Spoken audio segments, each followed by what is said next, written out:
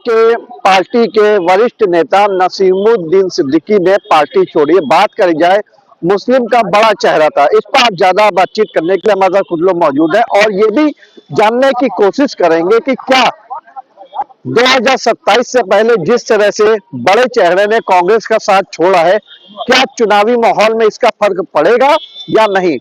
और पंचायत चुनाव भी होने वाले हैं। सर, क्या कहना चाहेंगे, जिस तरह से नसीमुद्दीन सिद्दीकी ने पार्टी छोड़ा है, क्या कांग्रेस को नुकसान उठाना पड़ेगा। नहीं, बिल्कुल कांग्रेस नुकसान में है, वो उसको फायदा भाई रही कहाँ गया, उसके सब धीरे धीरे जितने भी उस पे थे सब जा रहे हैं और उस पे किसी का भरोसा रह नहीं गया कांग्रेस पे, और कांग्रेस तो नस्तानाबूद हो जाएगी। और रही नसीमुद्दीन सिद्दीकी कोई जन नेता नहीं थे। आप एक से मुस्लिम चेहरा बहन जी ने उनको बना रखा था और बहन जी का मैनेजमेंट देख रहे थे, इसलिए उनको कई विभाग दे रखे थे और जोड़ रखे थे, लेकिन वो कभी भी किसी भी मुस्लिम सीट से कभी जीते भी नहीं।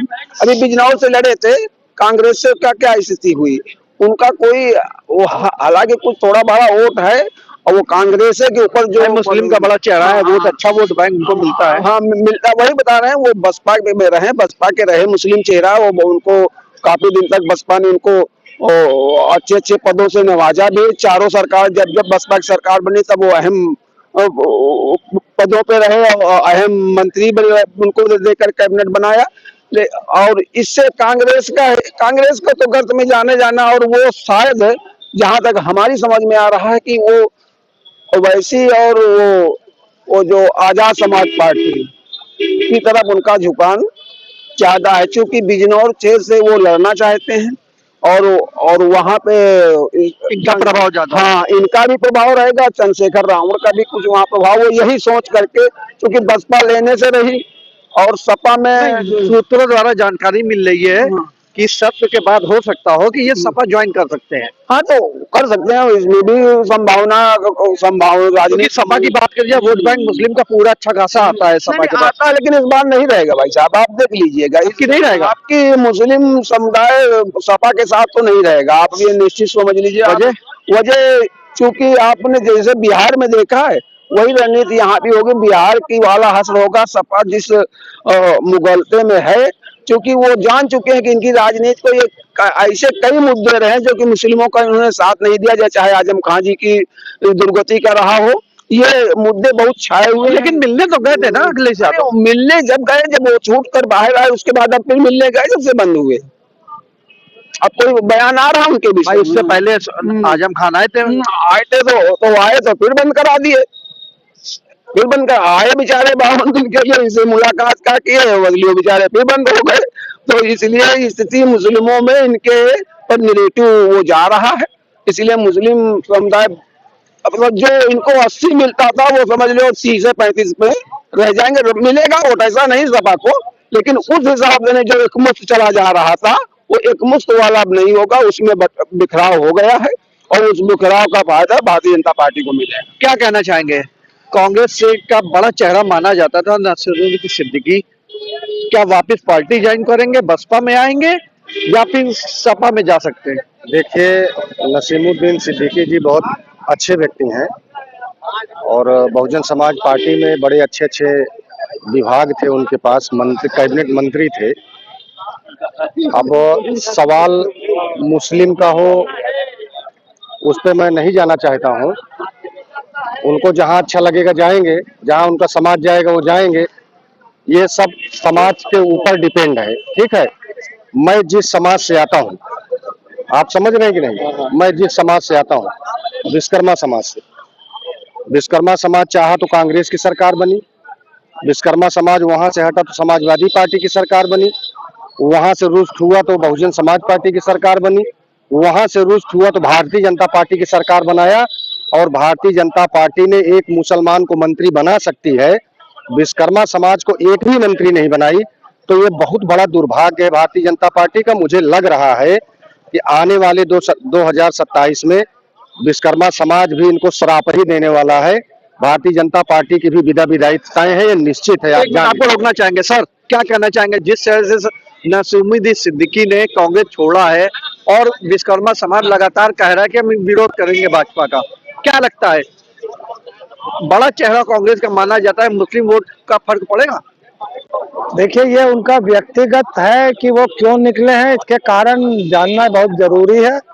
और ऐसे में अगर कोई निकलता है तो अच्छा है, कम से कम समय रहते उसके बारे में पता चल जाता है कि ये दरअसल दूसरी विचारधारा का, ये तो कांग्रेस में ऐसे ही बैठा हुआ था, ये अपने स्वार्थ के लिए बैठा हुआ है। विश्वकर्मा समाज है वो अपने स्वार्थ के लिए बैठा है, मुस्लिम अपने स्वार्थ के लिए बैठा है, तो देश के स्वार्थ के लिए कब बोलेंगे आप? मगर अगर आप पे बात आएगी, अभी पंडित समाज और ठाकुर समाज स्वर समाज को निशाना बनाया गया, आपके ऊपर कोई बात आई तो आप अब सरकार का विरोध कर रहे हैं। अब तक सरकार की चाटुकारिता में लगे हुए थे। अब तक जो अमित मालवीय एजेंडा देता था उसमें आप कहते थे मोदी है तो मुमकिन है, और किस तरीके से आप टारगेट करते थे विपक्ष को, और किस तरीके से आप देश में गुमराह करते थे, लोगों को माहौल खराब करते थे, हिंदू मुस्लिम करते करते अब आपने हिंदुओं को ही दो भागों में विभाजित कर दिया, स्वर्ण साम्राज्य और समाज, और दलित और ओबीसी समाज। तो कहीं ना कहीं बांटने का काम ये भाजपा सरकार करती आई है, और नरेंद्र मोदी को ये खामियाजा भुगतना पड़ेगा, क्योंकि स्वर्ण समाज अब ने उसमें कमर कस ली है। उसने ये कह दिया कि हम देश भर में से भाजपा को नष्ट नाबूद कर देंगे, जो भाजपा की अब तक चाटुकारिता करती आई है। अब वो ये कह रहे हैं कि हम इनको जड़ से ही खत्म कर देंगे भाजपा को, क्योंकि भाजपा ने जिस तरीके से स्वर्ण समाज का अपमान किया। मैं पूछना चाहता हूँ कि क्या स्वर्ण समाज ही दलित का अपमान करता है या ओबीसी का अपमान करता है? तो फिर वो नारा कहाँ गया? तिलक तराजू और तलवार जूते मारो इनको चार, वो भी तो धार्मिक टिप्पणी, बहुत ही धर्म पे भी टिप्पणी थी ना, वो भी तो एक किसी के धर्म पे टिप्पणी थी। तो आप उसको क्यों नहीं देखते हैं? सवाल यहाँ ये नहीं है, सवाल यहाँ ये कि यूजीसी होना ही नहीं चाहिए। मैं इसका खंडन कर रहा हूँ, मैं इसका विरोध करता हूँ, क्योंकि आपके पास ये कानून होना चाहिए कि जिस भी जाति का हो, अगर वो अभद्र व्यवहार अभद्र टिप्पणी करता है किसी भी जाति के खिलाफ, चाहे वो किसी भी जाति का हो, तो आप सजा के हकदार होंगे। मुझे लगता है ये इन सब चीजों पे कानून बनने चाहिए। मगर नरेंद्र मोदी की सत्ता तो इसी के आधार पे है। मुगलों के, वो अंग्रेजों के कार्यकाल या आजादी से पहले के रोना रोना कि कह देना कि दलित समाज पे पीड़, अरे वो जमाना और था। हम लोकतंत्र की व्यवस्था में जी रहे हैं, देश में कानून व्यवस्था है, हम उसके अंतर्गत आते हैं। अगर हमारे साथ कोई दुराचार होता तो हम उसकी कंप्लेंट करें। इसमें जातियों का कहाँ से कोई बात आ गई कि वो छोटी जाति है या बड़ी जाति है? तो मैं विरोध करता हूँ यूजीसी का, और साथ में विरोध करता हूँ इस दरिंदे प्रधानमंत्री नरेंद्र मोदी का, जो जब चाहता है अनाप शनाप बकता रहता है, अनाप शनाप चीजें लाता है और देश को बांटने की बात करता है, क्योंकि उसे सत्ता प्यारी है। तुम लड़ो मरो, इससे कोई इसको फर्क पड़। फिलहाल बात करी जाए, आपने यूजीसी का मुद्दा लिया, लेकिन हमारा मुद्दा एक ये था कि कांग्रेस ने से नसीमुद्दीन सिद्दीकी ने पार्टी छोड़ी है, अभी ये उनका पॉलिटिक मामला है, कहाँ जाए? क्या लगता है कांग्रेस को इसका नुकसान उठाना पड़ेगा? देखिए, कई ऐसे लोग हैं जो कई पार्टियां बदल के आते हैं, कई पार्टियों में ऐसे होते हैं, ऐसे न जाने कितने टिटपुंजिया नसीमुद्दीन जैसे जो आप नाम ले रहे हैं, कई आते हैं और कई चले जाएंगे।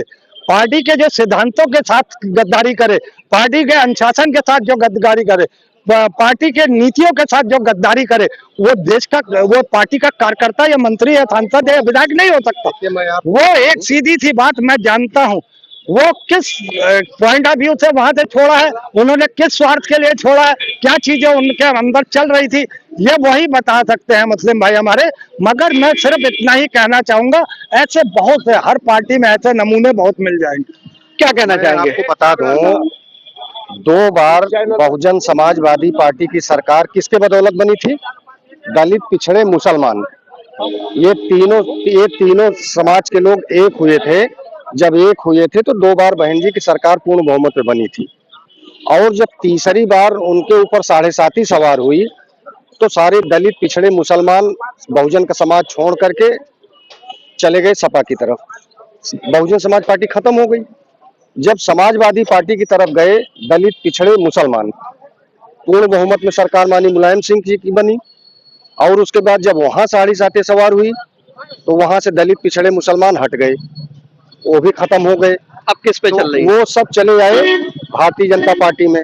जब भारतीय जनता पार्टी में अब 7.5 सवार हुई, चालू हो गई, शुरुआत हो गई, चालू हो गई है।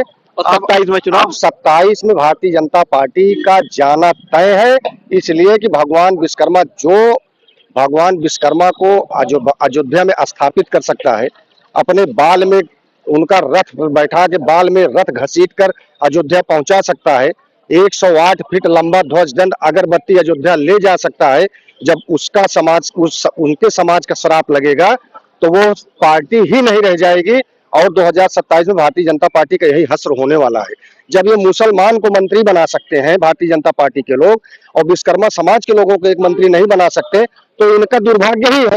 भारतीय जनता पार्टी बिल्कुल 2027 में खात्मा तय है। भारतीय जनता पार्टी मिट जाएगी जिस तरह से सपा बसपा मिटी थी। और मैं बता दूं, नसीमुद्दीन सिद्दीकी की बात कर रहे थे अभी ना, नसीमुद्दीन सिद्दीकी से चंद्रशेखर रावण की वार्ता भी हो चुकी है और आने वाले समय में चंद्रशेखर रावण को पूरी तरह से एससी ओबीसी मुसलमान मुख्यमंत्री बनाने के लिए लग गया है। आप देख लीजिएगा, इसको लिख लीजिएगा, मैं आपको बता दे रहा हूँ।